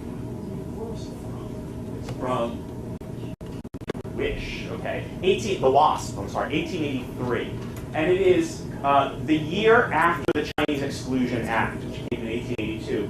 This gives you a good idea of what Americans thought about Chinese immigrants. Here is a Chinese immigrant. Well, what can we say about this immigrant? What is the immigrant doing? Everything. Oh, that's good. Yeah, multitasking. The immigrant is multitasking, doing all these jobs. And what's going on out here? Idlers. Nothing. They are native immigrants coming in, Chinese immigrants after exclusion going, oh yes, my business partner is already here. Right? You would claim, if you were a Chinese immigrant already here, you would claim, oh yes, so-and-so who's coming in is my business partner. That's a way. There were ways to get around Chinese exclusion. Prior to Chinese exclusion, about 250,000 Chinese in America, mostly on the West Coast. Let's see. I'm going to skip through a couple of these things. I want to talk about immigrants where they lived when they come to America. This is what? Dumbbell tenements, yes. Well, originally, just a tenement in general. What is a tenement? Multi-phase. The actual, we connect the word tenement with immigrant today, but a tenement is really any multi-family building, 3 or more people, an apartment building. But it's come to be viewed, the classic tenement is sort of a classic working class and immigrant building. This is a classic, this is a dumbbell tenement, but before the dumbbell is actually not that great, but it's a reform. The classic tenement has 4 apartments, right? Now, let's forget that there is the dumbbell here. It has 4 apartments, 3 rooms per apartment, that includes the kitchen, and one window. So a front window, or for these, a back window. Now, how many people are going to live in here? Could be 7, could be 8 people. Depends how many children they have. They could take in boarders to help pay for the rent. So you're talking about a lot of people crammed into a very small apartment with very little light or ventilation. The whole purpose of the dumbbell tenement is to create more ventilation into the building. So the dumbbell, this is looking from the sky, looking down, 2 buildings, 2 tenements put together. If there's a little carve out in the middle, creates an air shaft, and that would create windows for the inner tenements. That was a huge, this is an actual dumbbell tenement. It's not very wide, as you can see. We're not talking very wide. This was a great reform in New York, especially. In reality, it was not very much of a reform. White labor who are out of work. And why are they out of work? Who's to blame for their unemployment? The Chinese, yeah. So here we have a case of the immigrant is bad because the immigrant is doing too good, is working too hard. There's a whole variety of reasons why Americans can think that immigrants are bad. One is that immigrants are lazy and they don't work. The other one is immigrants work too hard, right? You can't win.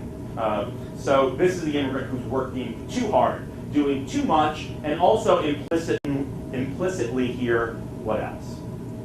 Working hard, working a lot of jobs, and taking American jobs and working for less money. Doing all this work and doing it for less money. You have, this is the stereotypical Chinese immigrant with the queue in the back, the hair, the rather typical outfit for a Chinese immigrant. Sometimes it's, today, if you travel around the world today and look at people, it's amazing how much similar people are dressed around the world, and there are some exceptions, but the uniform of t-shirts, jeans, sneakers, you can go around the world. Now, there are still people who have traditional dresses, but more and more people, if you were to go to China, most Chinese are going to, wear clothes that are very familiar to us. The Chinese immigrants at the time are very distinct in their clothes and their hairstyle, and they look very much different. I mean, I'm not talking racially, I'm talking in terms of their attire, as opposed to Chinese immigrants today who are dressed like pretty much everybody else. Is this a native publication? I don't think it is, actually. And this is White Eagles types of fox. of the wasp. That wasn't really the use of the term at the time. That comes in the 20th century. That's another thing to realize. We talk about nativism. This is pretty widely held views, of the Chinese. This is not like, some little wacky, racist publication on the side. This is a pretty standard mainstream view of Chinese immigrants, widely held. So it's not going to be all that scandalous. To show you how widespread, it didn't bring much light in. It was often used as sort of a garbage chute. This would become very smelly. Not a great reform. But tenements, and you can go there. Has anyone ever been to the Tenement Museum in New York City? If you're ever in New York City as a tourist, visiting, whatever, try to go to the Tenement Museum. It's on Orchard Street. It is, it's one of these tenement buildings restored to how it looked like in the late 1800s, early 1900s, and they've restored individual apartments based on the families that actually lived there. So and over time as well. You have 5 minutes. Also, is it not available online, like your students Yes. can go through? It might have done that. Yes, you can go online. They do a very good job. I used to get, in the 90s, I gave tours of the Tenement Museum. But these days, you can, I believe, haven't been on the website in a long time, but you can just Google Tenement Museum NYC, go to the website, and you can visit them and have your students do some things on there as well. They're a very, very good job. Now, there's a tendency to say that tenements were horrible places to live. They're terrible places to live. Well, quite frankly, myself and probably none of you would want to live there today. Having said that, for the people who live there, when you do go through the tenement, one of the interesting things is they interview a girl, she's now a woman, elderly woman, who grew up there. And she has great memories of the tenement. It's really something that kind of goes against what we normally think. she has nothing but positive things to say about it. It was great. It was wonderful. It was a great place to grow up. In fact, the tenement museum was built in the 1860s by a German immigrant who then moved into the tenement building. After he built it, he moved into it. So while I would not suggest that, and today the tenements are of New York, and again, I know New York so well, I'll talk about New York. Today, these same tenements are now occupied by either usually Chinese immigrants, or sometimes Hispanic immigrants, or young professionals who are looking for cheap rents and looking to live in Manhattan. So they are being kind of multi-purpose reused, and in some ways resemble the past, with immigrants crowding into very small apartments, and in other ways, young people kind of moving. These views are, look at this one. This is not a cartoon, it's an advertisement. And it's an advertisement for laundry detergent. Remember, what job often do Chinese immigrants do? Laundry, yeah. So this is Uncle Sam kicking a Chinese immigrant, the cue up in the air. Why is he kicking? Because he's using the magic washer. He doesn't need the Chinese immigrant anymore. So this is a made in the USA commercial. Yeah, exactly. Exactly. Use our product, use this product, and kick out those Chinese immigrants. So they're using, when you think about it, they're using, and this is not uncommon at this time, to use racial stereotypes to sell products.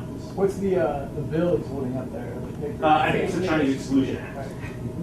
Yeah, I believe it's the Chinese Exclusion Act. Yeah, I believe it's the Chinese Exclusion Act that occurs this time. So Chinese exclusion, 1882 is the first one. It has to be renewed a number of years. It's at first only aimed at the Chinese. Right? It will be later extended to other Asian immigrants. And it'll set a pattern for Asian immigrants, for Chinese immigrants, near exclusion. For all other immigrants, there will be another pattern, which we'll talk about after our break. Wasn't there a product that came full circle in the 60s? I remember a commercial about some kind of Ancient Chinese secret, Calgon. Yes, exactly. I remember it wasn't. Yeah, I remember growing up watching this. This was the stereotype of the Chinese laundry person. Ancient Chinese secret. So Calgon, which it's the exact opposite of this. It's Calgon, an American-made detergent, using basically the seal of approval of the Chinese laundroman, saying, this is, it's an ancient Chinese secret. Yes, no, Calgon. I think you can actually find it on YouTube. I think it's on YouTube somewhere if you search for it. So now, it does not exclude all Chinese immigrants. The law excludes Chinese laborers. Going back to that professional, skilled, unskilled, teachers, doctors, clergy, students are still allowed to come into the country. Businessmen, merchants are still allowed. You'll often find